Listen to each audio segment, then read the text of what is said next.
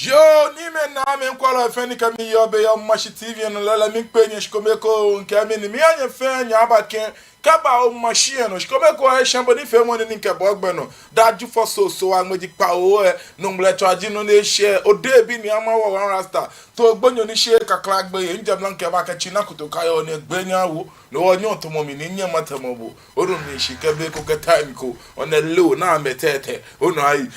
oga sherike senike akole on the low na metetele ono mi shi gadan gbe hin leke no ya no hani wo fin wo na ba pe o shi ne kengle to ane lele ngene ni bi ko me le oni ya ino ni gba na keje eche kajebena gbe election ne na neke ni bi ne tetation wa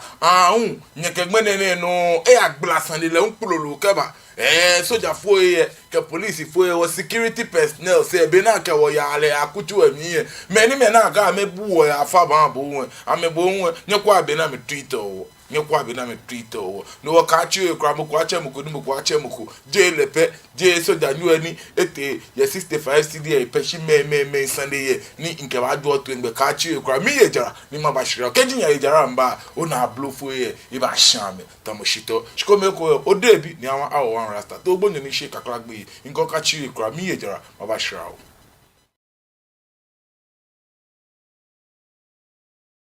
Children have a very high nutritional demand in relation to their size, and vitamins play an important role in maintaining healthy growth. That is why we at Base Pharmacy Company Limited have introduced Base Vite Kid Drops, a multivitamin drop with 7 essential vitamins including vitamin A, D, B1, B2, B6, and vitamin C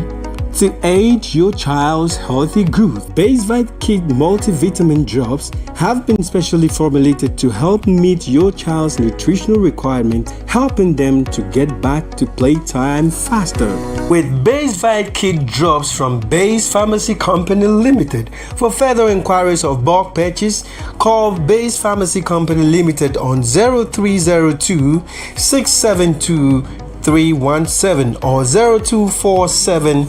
287 853. This advert is FDA approved.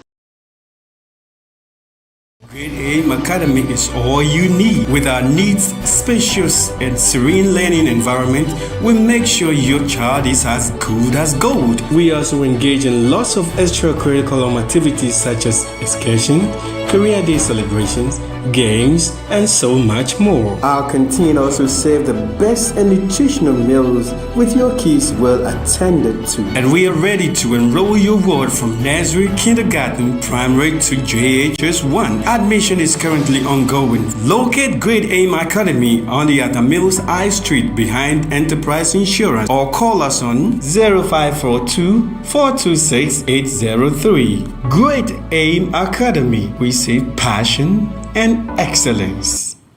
Gana bi gamanti asio mi bi fe ami penye kemba asaga mi fe hunu o ya hen strut ibona fe ni bi ni gba me ana woke amane bo aba foma bi anyi ke amla lo ibona fe na mara ko ni eyi ebuwa ni anya ke sa ni ke chine ni fe o ya e ko me woke akutu nkwaro ma fi assembly members na asanigba te ofilo ante koke police fui alo o che me ni me ayabuwa ni onye no ke sana kan fi mo yeah ora don inter police fui ke wo kwani na agbako e bi ene ke wo sa wo ke wa atu je ame pe popa ujin ke popa bibi anokolo ifi akwa na kan le won wo kan majanche bi le na asanigba na gba iwe e titriji gogota ni hey ni ekole mi jo ami echichiye alo mi jo beje meni saga ko na chunwe ni hey ni ekola ma chunye ni esa alo ndi ko meni afe egbe ko manu na ehin ele me na fe o kapa ni gbe o asaga ni fi mu ato igbeja mi ko ju ba denke e ba nya bona fi ni o fe be ke ha ni keni fi mo ni asaga ni fi mo ba no da gbe pa no ka se me ni hu le mi mi ye o ma shi tv no Mbe ini odai afute kofi meji mo ni yo asaga ni fe mo na ochan.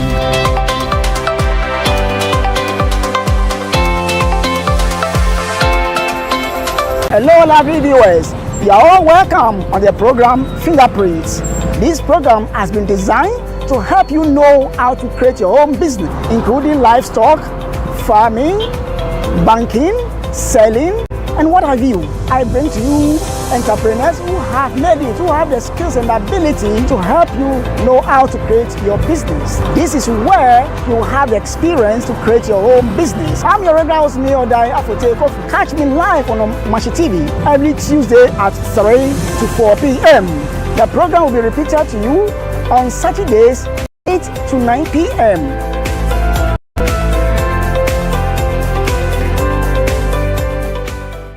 Are you looking for a media house for your upcoming events? Welcome to Omashi TV Production Crew, a digital station that offers live event coverage such as conferences, parties, corporate meetings, weddings, and live streaming on all social media platforms. Soft copies of events or production can be made available upon request. For further inquiries, call Omashi TV 0536 772 262 or 0244 425 652. Omashi TV Production. Ajwa Twing Man can mean share.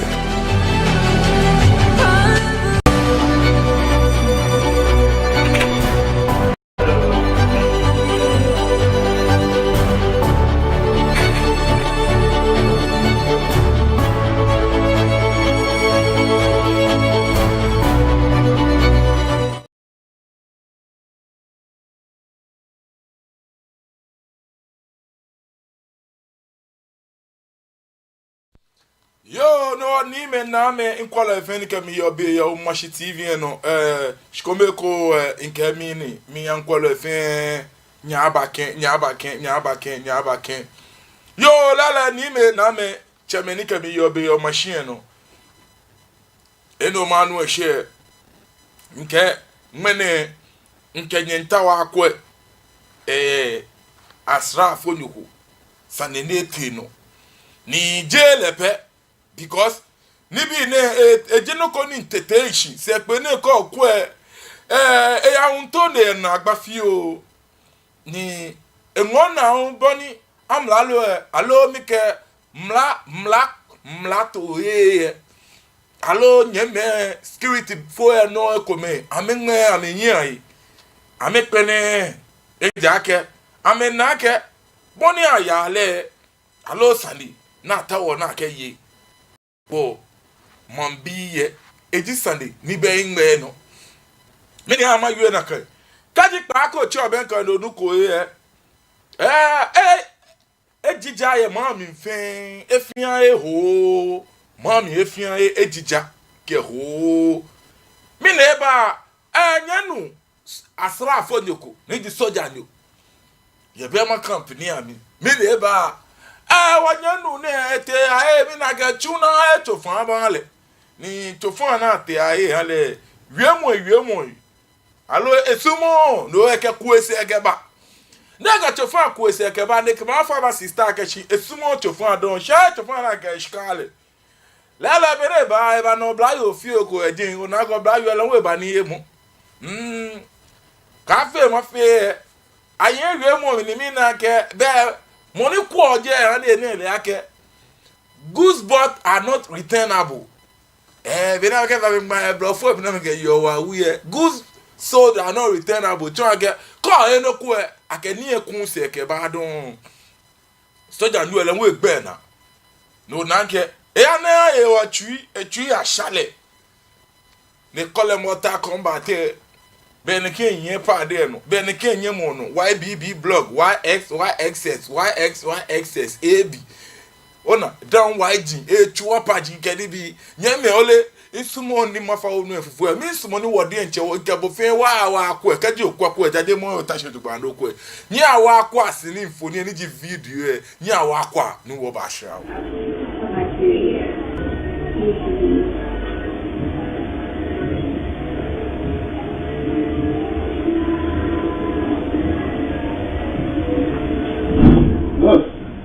You know what?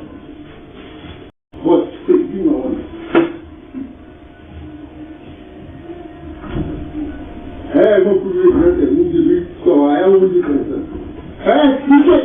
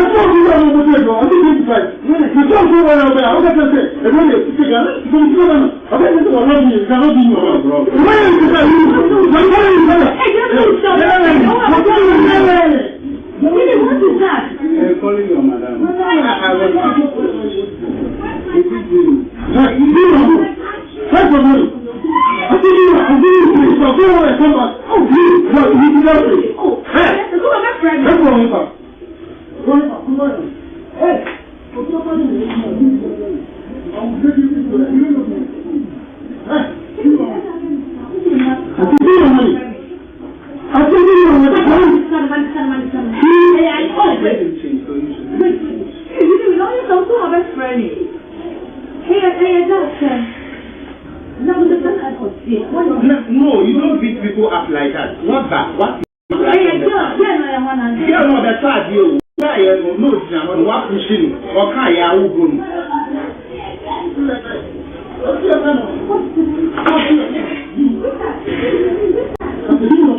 They should bring the change. How much? I gave them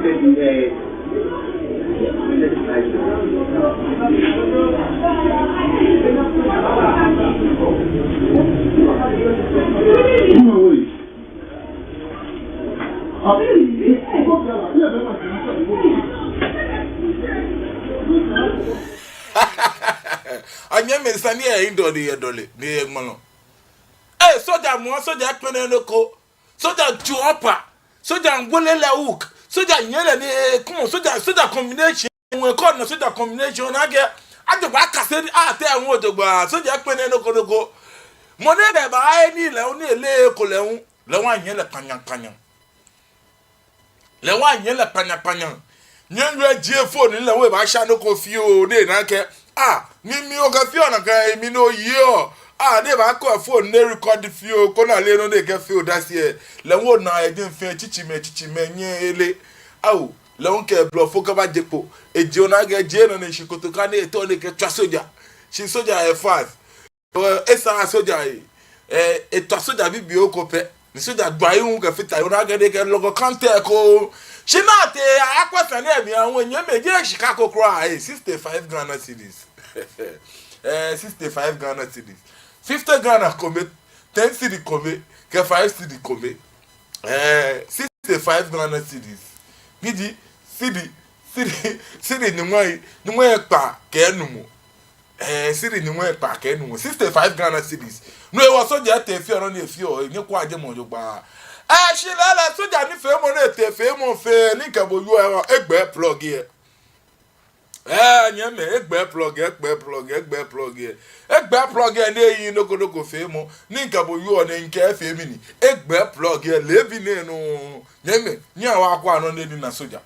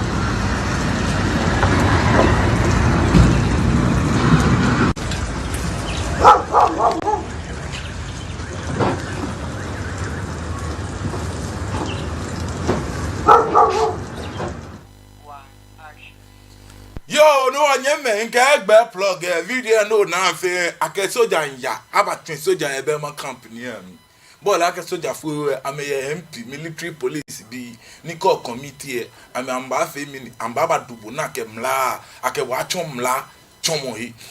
she nyame ko kwa soja no jibi na ewo ni kem be she ma belen phone line se ko ni bo wo nyo twa no chonjo mo ye Onai, me come get you and in a pele chomi na ke you koloko, le shikeke dumu. She be ni soja speed no ni soja ke gbale mo. Ni soja bene bo soja njo no lemla. Ko kwa na ka sale ko ye bo na yin. Me expect ake be bo san no fe fast ni bo wa no report. Ko ra mo ami. Na me fe fast le na bia wan ke me no ni. Terms and conditions applied na ke chuni ameke chuni na me to ame ya me de cha me twi na sane omomo sa no afi soja wala ake no fia no ba ka shimlewa abu shi soja pene no kokra soja ko ni to mo ta combat ni soja mfumo ni ji soja tun e Cyrax etun ayi bobole le no etun e kumla le no hu mi ni sande de etun e luke ne ji me ke yin gen agbene kon a mo soja ni kabo yo na ka na check le app na kwa keshan le no ko ngbe ejomo na lo ne ke ni ntoko kra so mo ji ni e wo fo again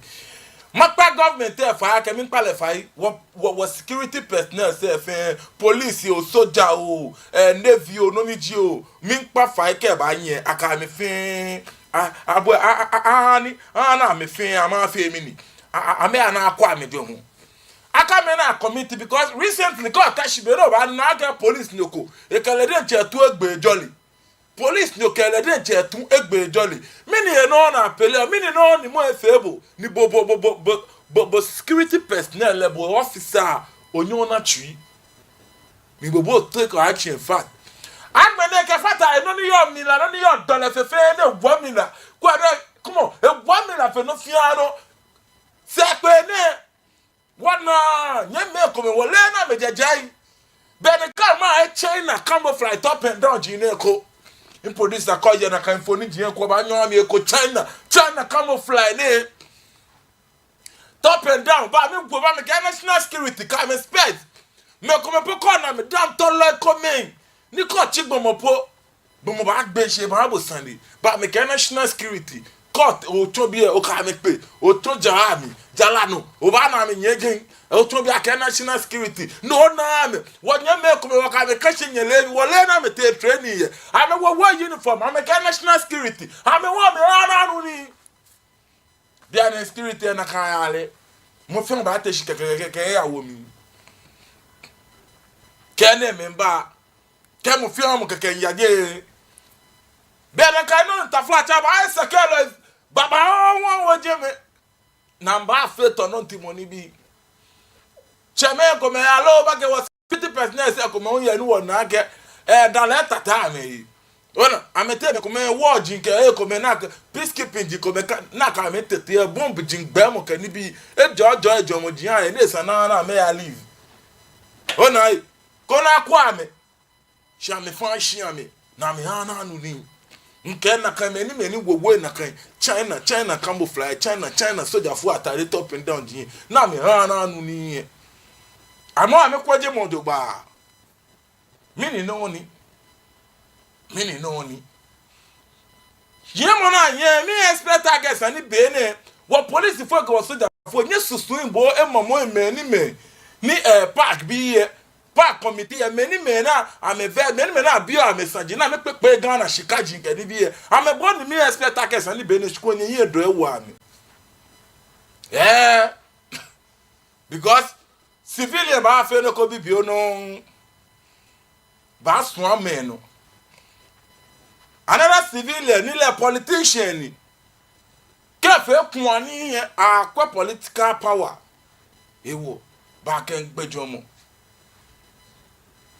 shimi wie ni ma wie da aka Ghana efe to mo wa mla ni wo yen bi eye me na favor ke me na favor bonu mi shi Ghana wa constitutional law wa me na favor ke me na favor eba ye balake soja na yi obla you ke money o je na yi am free last hour wa ke pa fai she ko la mi awo wan rasta ni ntu agba na ni afe ne ke no konkun shukun be no ba na yes I can tell me ni afoni maba mini o esane bale na kan many lemla mo nwe ka me tom la ke ka ahia me national security uniform jiyan ko me ne no more na mo fi am we ko wa ke national security na ti we ko la we ke national security yin dade yedi national bi ene national security anya me sande eje kwe ebe to ma ni police aga soldier eko ya apo ejiemi because mo fi am ke national security mo fi am akolokwo ewo ke national security sande eje the quest media gadangwe minister ni akawo yi oni the quest media pachanga mo fi am alo kam mo fi am alo ni bi ewo awo asomni wa mo fi am ewo top and down national security na me hana anu ni nebete mo kolega tire je na me yen wo ni nke ko me record na me ko de gbe peche dan tolo ni de sha me foni wo ka me pe oda ni kevie o na ngbon shon o na ge chale nyen to ni ke mujin awo Ghana security service ona eko me ni fe mo ni to mo eneme dino ni ke mini na gbai ba eko me ni fe mo ni to mo eneme ase o soja mo no to ya echofan alo ya echofan no ta odun yin o pa ke shiko seje mpo no ka me wie na ajole po you being a soldier alo you being an officer po e ba ni ka me chake po amba chake abu by force odumichi shona mi na ke jeme o fo echofan won mu ejeme no ole aga CCTV camera ejeme ole aga CCTV camera ejeme no ba be buele YBB blog YXS be no chu opa be o wele no adanko bo de ko chu opa ji be ne ko chu opa be ne ko mamo o mamo ni moni o ni ele min law mi bi aga ne yen shika bo je ne ke ba ne ke amla mi ne ana jile baba o lawe ana jile baba o dan ewu ono na ewu minister de cry ne minimum wo yene be ye shemo be the quest media Facebook yam ye kemini this is why we want God to rise and strengthen its institution choke ene me fata e ko no nto ni God enye fem ne ko mapapa ebu eko because chuchuku abaga na balu tabi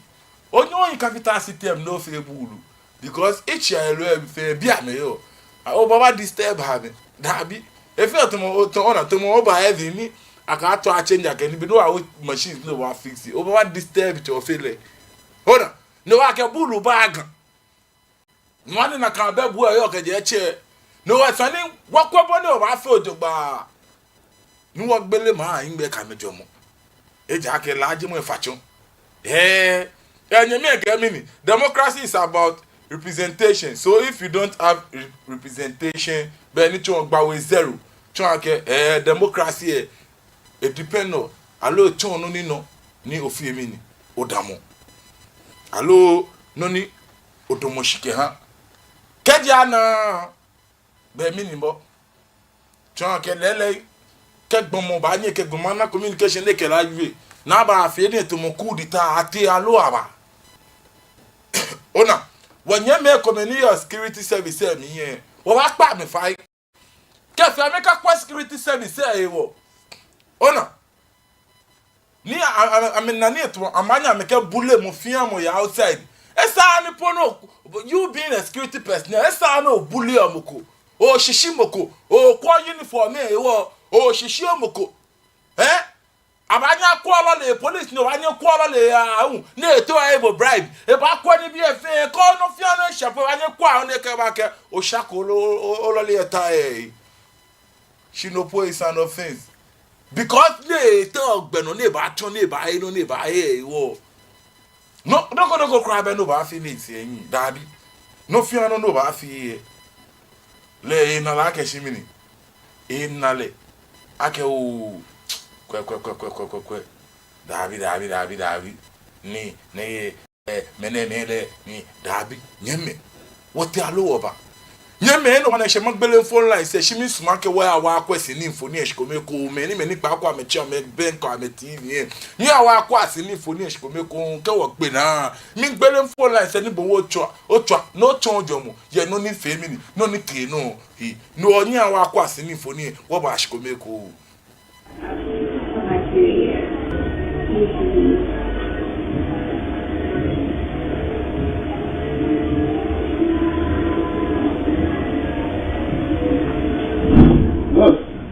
Today what? What? You know what? Hey, go to the president. You give me so I am with the president. Hey, you say? Hey, I'm with you. So you can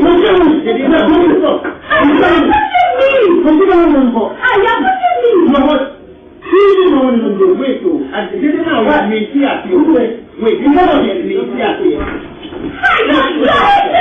What was family? Your family. Your family. Your family boy.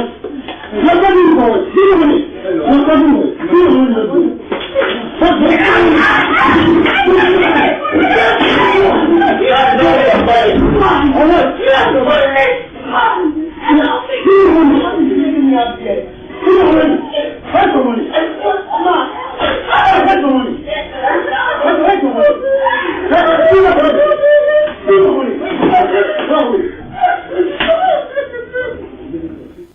No, Bodin check one more in me. Bodin check one more in me. Producer, Minto no David Nana any bacon jet. Any bacon jet, a buena. Oh, no, bacon not too late to phone now by inside a caleba. Oh, Naka Lenche, I turn up Leva. No, I should now put inside and then I can Mora say kebami. Ni Mora moko never buy any na check ni ele. Bakwe ni Mora ba le no ga ni na ke shikale. Le kwa ko moni do modin. Ka moko ya dan e banjo. Moko ya la mi dan le nju da bi Mora ke ko ejin e. Mora nfe to mole be ni be ma campaign oni soja do ni ewo. Be no echi moko kumo ni mo ewi okoloko mo bi ko lesan e. Ewo yu ala won ni enfe le to mo no wula na mi ni febo. Kaya mi na matwa wule me na lesa na ma shala ni nke chon wule because you are den che mi na ke ba je barake le fatalo alo egbomo le officer ni no na ke ko mi no na te ni shamu bo so je gba ife ni ni so jangwa le fe ni so jangwa le fe ni so jangwa mo na egwa mo ke ko aje me na ya fere ko so that ya na te counter say o na ke money ko money pharmacist ni oje na ba isa na ke shikan no ke legbomo won na ke ko be na ke be sia no eminte dan wa ba eminte dan wa lecture na ke mu dra ko me na ekwa ke enyanyo efan o na ke enyanyo ko me fun egbese egbe no ala na kan enyanyo jin dan it va faire evidence in court. O na ke nyanyo ko me 6 echi no eji echi ni no. No officer ti agbo na aye yu agbo na ko re se ko se. Never want to learn get to for jin na yo fe fo ko we be ba pale fa ke ni bi. Yo na ba fe to makale you be dey pa fa fe. Ana tuan le fa pa mu e. She ko lenche atwale dan wai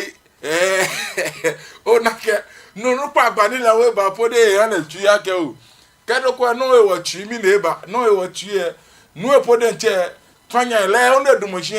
na ke chale mi ni sande ni mi na yi o shi machine ni me na speed up ne ke ko me na ga pene no moko mo anye ni we de le pere je ga je je ne ke buru aya yi shi ko me na wa gba ba apply there o na ka wo che to e fin shanle because aje to e ma do adulu mi te o bi an le che gbele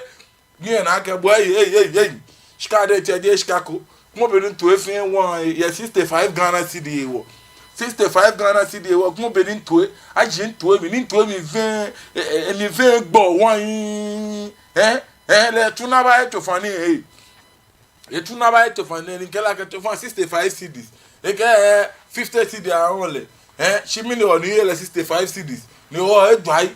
no nage awoche eto e chale no ni ebako ge ojinto baba o gbo yin boy kesera mama ni gosh kan no na ke be sera mo ni akeba 65 mi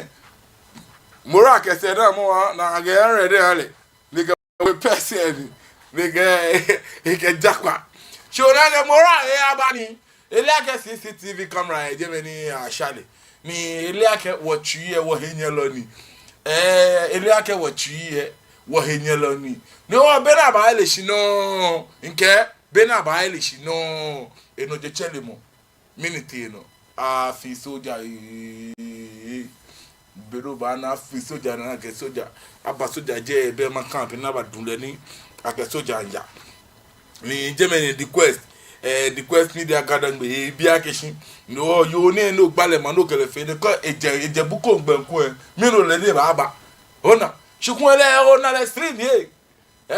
she ko le we ye konjian e ka mo ba gbele mi e ke kese ne te na gbe na ko te me ni ba ko video age buko gbe bi ye le conscious male ona no de gbe de nu football mi she ne na ge money po de ka pe je ni di pharmacy step po de che mi ni lenche besiani lenche yoni yo lenche no moran na ge ku football jonjo egbe no ni ejo no e ba gwale no echo de ge fe mi le ke yen le gwa mo yen nu yen yo nkwalo mini jibo wo sisu mo ye no ni soja nyo ni fe ni obla yo le una jile le un mini wo gbele phone line say 0274324331 0274324331 ba omode ni o chako ni bo ngo chonjo mo insane bi mo je ake keji wo police fu ke wo soja fu wo security personnel say ka me ke wo mfie me kin wo man biye ka me ke wo mfie me kin aso wo ye jole lo aso wo ba ni wona to jole lo aso wo ba ni wona susu mu ke ito papako ni wo ke inshilo eje ake me ni me na ka me fa wo ye amebo mi ne kola ko ba pa na lo fa no gbe ke lo chakejo Obanake o gbe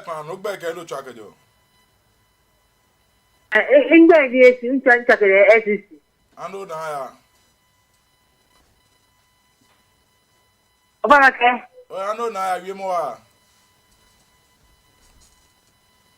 Opa na ni am fie gbote na ehi kula na fie gbote na ehi kula bi na nye na kan no abai mo ko bi no na kan no sile ni asade amma me fe mo na ba ye nye je egbe nye no eri nye eyi nye sharp na eyi yo orado yo bowo ba nyo 0274324331 0274324331 bowo ba nyo chako ni ochon ojomo nke na na wo security personnel say be na me ke wo ya le aso oyinlo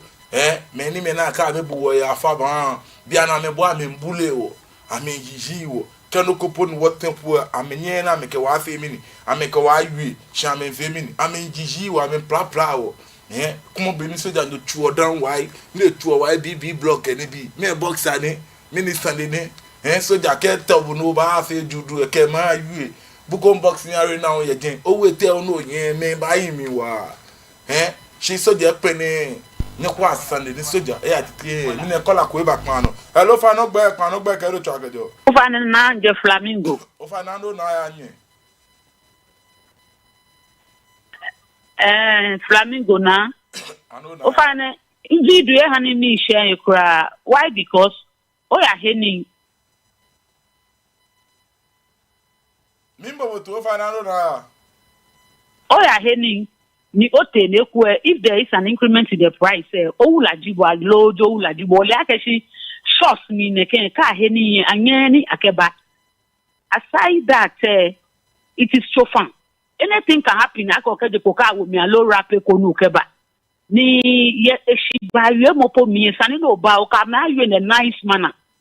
Even if you are not a security personnel, because video enemy when na call uniform point tracker you are security personnel. She etiquette had to tell you that oba boy she. Ona no fair he o lela boni wa rasta you mommy. E di buko gbe ke yo nko fi o ma ke aba no ke jejen ke ba gbe buko arena no ni ba ba. Je da na kwa ke ka me fe ni ka ke psychological problem da bi enye kind of fear wo asane face your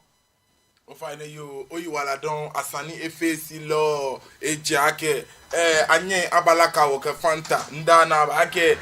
psychiatric ni mo jomungbe na ni mo nfe kun na ke ejomungbe na ta flache mo body ye okay dwomo ye okay akake wo na kan akake wa ke body ye okay ni dwomo dabi dwomo ye okay ona baby ekole mo engwe mi lo mo ona allo pharmacie na me engwe mi lo mo allo apparatus ko me ni ke mi ne kola ko ba pan no allo fa no gbe ke do chwa ke dio mo fa na body in connection o fa na no na ya body okay bona ke mo ko jegbeni elu itani ajiji jegbeni ajire bona ya ke se igbo wo baba jigbe olu ko na kan itani ajiji jegbeni ajibo o ya ili pharmacy ni o keke wo ko se dem itani ono na chiku ni o e ko le neke o te no oji me maba wo ejiji jegbeni elu wo itani ajiji jegbeni ajire le nwu eko maba yo inye no rado nyami ege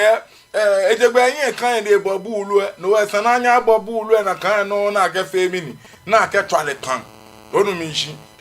eyin kan ni efe ni we sani yin kan na ke la femini akela na ni we sananya twale kan no MPB nwe bi military police kenye nu oshimashi aga na je psychological no kra aga na je psychological ene mini bema ke jegbaika ni bena onu mi shi ejegba ni efe ona eyin kan ni efe no ene le je psychological je style na ke college jin da bi je nu eto mu gbe na eyin kan because ne ba nunu papa ni kele ngbepo eti nunu papa un yise kena kan pu na no le ake moko ne yebo nu pa we ba she kwako mu eti mu ise ko te wie mu ato na ake gba ake shi to mu beri nyeru di kwesi wie gba we zero ehin no ko fe mu e fe problem ne kola ko ba pan no hello fa no gba kan no twa akejo hello o fa no e pan no o gba kan no twa ato mi ni chakira akdolante o fa na ndo na o fa no ni do minji ke me fi buru ani na kan wa nu punishment na ke ha mi wa nu ikura una we sami etani punishment wo pe wana age shi punishment sika we a un ka we 1 week ke ka bina una si wana de sa punish la lo punish gole numa shishi oyo ora numa shishi oyo ka ema no ba ka nya wo kwa yeme nya ni wo fe wona akeshi wo akeshi ni e yo le wo fe wona no sa no wona punishment na ke hale o you adon o fa ne you adon nche lele esani wona punishment na ke fi o mi ni ake han na kan gbe me na me fi okun ke mo fe kun na ka ya punish le ke fe esana no wona punishment e ko me ona ka je fe po ban wona no ko fi o wona ke lele beneba pharmacy na eweli omo YBB blog ona ne ani ewu kinchuni opanchuni onu mi shi ejabi sele fe ni slap le ya mi son ne pene no kono esani anya fe mi ni le won le video fi o po ajepo keke fe no kwamu no ona mi ne kola ko ba pan no hello fa no gbe ke do twa kejo hello fa no gbe ke kaneshi ni am o fa na no na anche hello nche ando na we pan no so da no eluwa re ka mo se gura na wa ka mo je won ko ya so da mi be wo che un wie mo di ake wo soja nu eyin kan ni ka me fe na kan ni na ya ke soja nu wo be na ke eyin ba kan ni bokun ka te wie mo no na ka ba mu na di bo aba ko je me efe soja nu ni wo neke ka atwashi agbele e ko la ake suspension 1 week alo 2 weeks ko keke alo ake ya render apology kiana kan me shimone no from nyanyo mi na ga nyanyo na je na teta mo shimona ga se eche instead of 5 na 4 kupe no ogwan ka na oye nyomomle esane ne me fin akwa na kan je mo odogba wona kola ko e ba kan no hello fa no gbe kan do track ejo atomic credit o fa na no na ya oye kan no o fa na atomic credit ni sa ke je matayiko yo nche ano ona ya so ya nwe ni de fiele ni so ya nwe fie yin sana kayi so ya nwe ni de fie yin sana kayi oyegba eji ake esa no ko otumuko de bule to wa yi tufan ni unake tufan ni uta tufan yi alobi si otumuko ke mo ba yi tufan abu no o ga tufan ba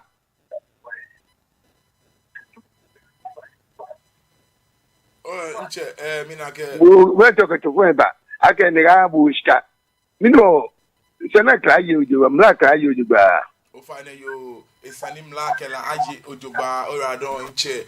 bo ba no 0274324331 0274324331 esanim la enye ekele aji onai kem la kele ye chemeni wo ba na kele le mla moko cry fe mla onu minshi esanim ona eka ma aje ni wona beni me komete ayeye iskaji wo ame won ame ba sha ame no ebi ene wo ame o masula ke ma ame no meni me na me na park na me ndofo ye park na ame yeye iskaji ona me ye Ghana ne na me bablo ame fe kwakwante ani bi kesa na aka ma ye aka me ye wonu no ko wona no ko ona no ani afiatumo wo meni mambi ji wo ni afiatumo tumo wo pese na mo ke amla lo mi bi ye odu mi shi ni afiatumo wo mambi ye wo pese na mo ke amla lo mi bi ye because no na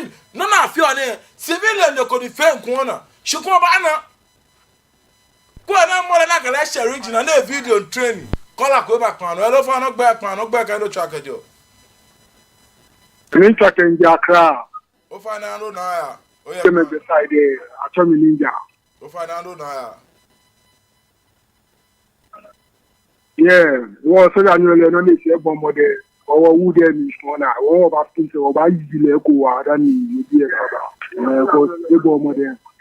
I don't know you. Cabo being in Quebo, I know about crying. Oh, no more. And I can't see you. O Fine, you are it's an aqua ni afe noko 0274324331 bon chako do tonjo mo nke soja aje koti soja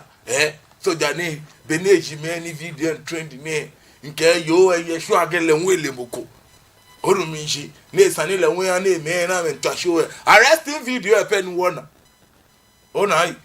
chimi wisha ke kun be na atwale kan wo ba na no ko fi o ejin because baby me no na me phone jinja na me pene no ko ni ka pata me na me pene kumo ka me Johnny ke ye po aka fon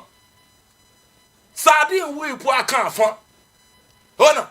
me no na me pene no ko nda ne teteti hey me ne kola ko ba kan no hello fa no gbe ka do track ejo ni aso mi titi ni track ejo da so ba o fa ni ando na ya o fa ni o minji kefi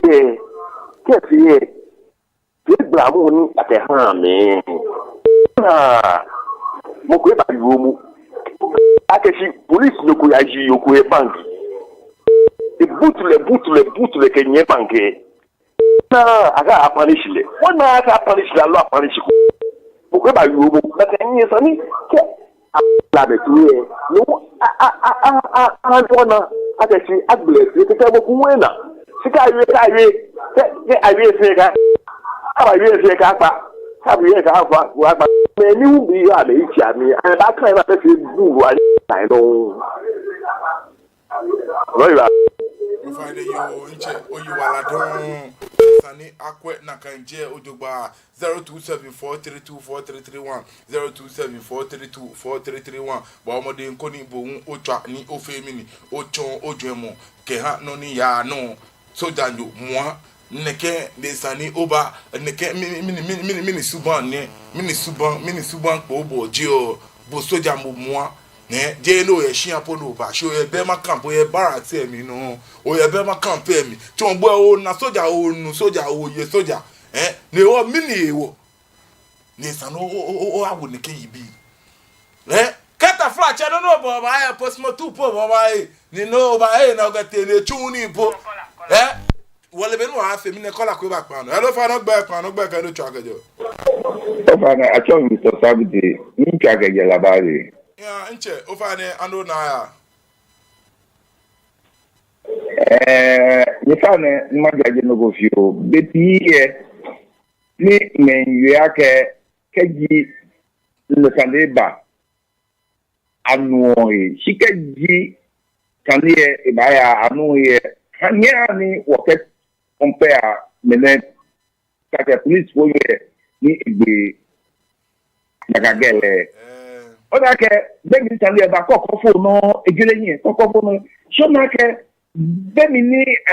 la sentence le life in the low e ba le tomo beni egbele ona ewo be ti ni ke ko me ni eba so na ke ni papa egbo so afi ni fo no ni bi ko me ni keji ebale le ke aka me le pandemic si wanu eton si ndenge ne so danyo ne le isa akeke ketu pe ga ba kale no mi hu le ke mo fi o ne yo bo ne e ba nyira no yo nche shida be nche ni osabu shida be bo oyo aladun nche ni osabu ke bo ojo mo chomo le ke isani chikun ke yen firing squad because ta flache soja new bo jimbo ko ni isani kun no ba shejen ni nti eje o ba solve shije bobo ba no ba creative violence onu mi se ni o lebi ni nke egbe plug ye ebe eko ebe shianko ni ba kegme ne awo shian ni wo ejemi shibe ma campe barracks mi ejemi no yo ni wo na ke lebi ne fin kwa aba finle na ba le fin yen bole wo yen me spice bi an nke ba ke phone po ewo ko bokun ako esen no lebe no ba fo mo na jian mi na ke kola ko e ba kan no hello fa no gbe ke no twa kejo no ni ba ko abobo de kaneshi o fa na ndo na ya nche bona ke nunu kuna ke ejegbeni ke no ewo atani ahan timo be menyo bebe no agbeleni bona agbeleni ahame bona ke ko ka ha me ko ni na ke anyele ba ha timo 2 3 4 oni ajile ko e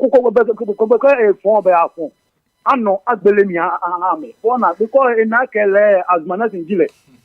bona ewo agbeleni ko na ha timo 2 guys strong guys in your late ko na jile wa dan che ko next time ejemo na ke jeje ke ni yom mara o ira do nche wa chege le ke kale ko beto kun sani soja ni order ka se bara se agbeleni ona an ne le ake a che me yeten edu ko me na ka ake ni tash ni kwa video o shimashi yibi ni te awo ni wo no wota o na feji nye ba ya miale onu mi se ke nye ba agbeleni wona ke wa ni won to me bia ne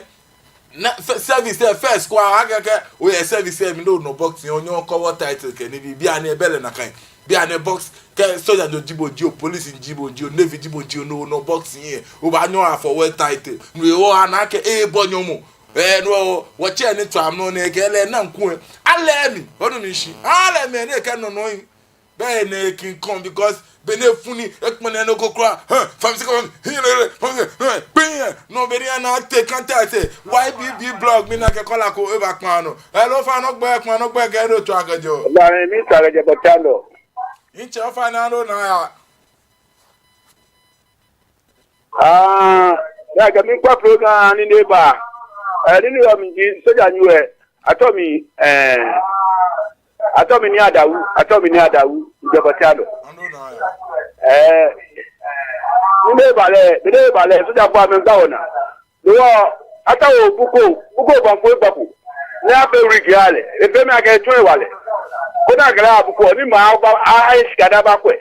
keke wa ne ndaduwa ni ko ba kwa yilo to ba ko de na ke me ye mam e ja ka ka mba ko wodu ka ka mba yi wodu o ya to fa na ba mule e ba ka podi ya wo e ja ke ni ne bo de ke ta ye podi ye wo go be ti ne ba ta no wo ba ma lo fa yi e ke na fe no ko bo no awo ko ni akeka ti ni e de na kan wo se go ba fe ni fe ni wo pa ni fa wa oyi wala don injike ojo mo chomo nakanji boni esana yale esana mlalo akwe nakanjeme odogba ehanwo onum ne nshi ejake man hebuloye ka kenye babu woyi ninye no bia ne nyiba nye yiwo nye duwo mi tema nye wewo opajin down wide nke ni bi onum nshi flower kiki nke ni bi ye what alo aba aji anwa aji ke mi ye fin ma be sande bale nakan soja imagine mo akeshi bodi encho nyemi yo alo loko mi ne kola ko ba pan no e lo fa no gbe ke no to akejo no acho mi ni ama oshin nje bodi ano ma aw ine anu na ya ogbe pan no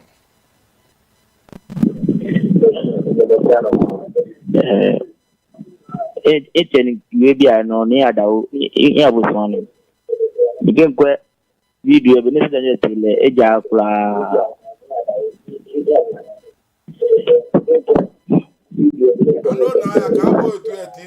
kani black ayo wa agege oya ni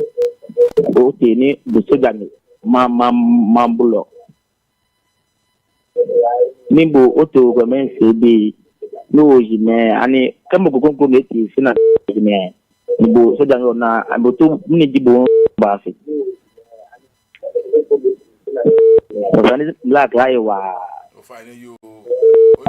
mewa don inagbe kola ye pano masumake nke inagbe kola afon pano ni nke inifemo abanagbe no kola ni yo pano hello ofani ogbe pano ogbe ke no cho akejo minake nyemi pan eche mina nyemi pan eche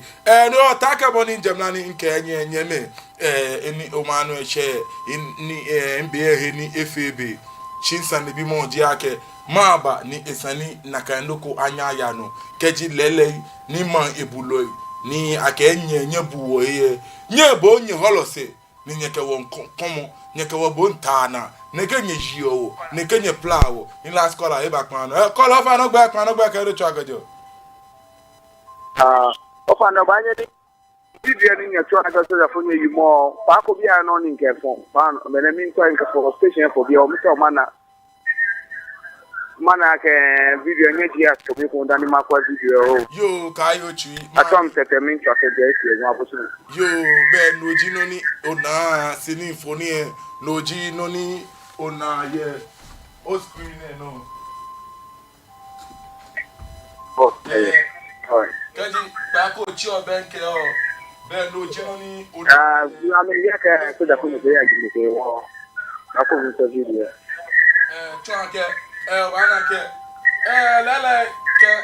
meni ake ameba bu yo ye ra don mo mi pe meni ake ameba bu wo ye ni amebo ame yi wa me bla o wote alo woba ni awo bi awo ya ke wote alo woba keji ake nyeba bu wo yi ni nyebom nyemfe wo neke comment epene no konoko yi ekele nenye neche ate kumo kantase muni oni ona ke yo ni fun kotoka apokotoka ase se na ke ku o fun ni atwa ni o pu mo mi w won ku no na tule ko ana ke bo to fe ko lo na mo twa ku na mo twa twa mo ni mo aba oyin fle pan yan shi ko we se yan agbe na ya gbo na ko na mi ti yo aji yo baba o ye je me lo eti agbuena ni ajiyo mi na ke na gbe kola e back man hello fa no gba ke no track o fa na gidi bi na cho me Mary nye Mary o fa na do na ya o fa na no ni ma wienji military man if you bo mo denshi mum. Sometimes our pharmacy say we come amechufadila too much, but then sometimes we need to exercise patience. Control. We should be able to control. It's an one your control tree. Ona. Be a never regret. Be a regretful. Sometimes a tree no, we have to exercise patience. That's the best thing. And Jine ba ike was a me or ake na jole wi mo ku mi funa. E wan Jine bote jeme poe. E na tree pone ke le communicate. Sometimes the communication we nya.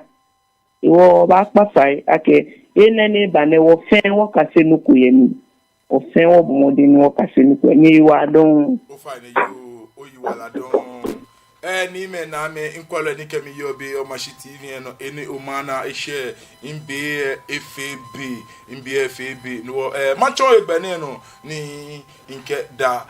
mambi fenshi inkwalo keni bi minda mo fia mo shi the quest media gan dangbe isani mabo mode ni ini ahye nyanu ne no because that book agbe na e bo mode ake ekemi ba ye be shida afe no ni the quest media gan dangbe shida afe ye no nyeme fe ni kemi yo be fe ni wa ajo mo fia mo nyeme fe ni bia na amembo ame o mode ni di gadangbe journalist association me fe me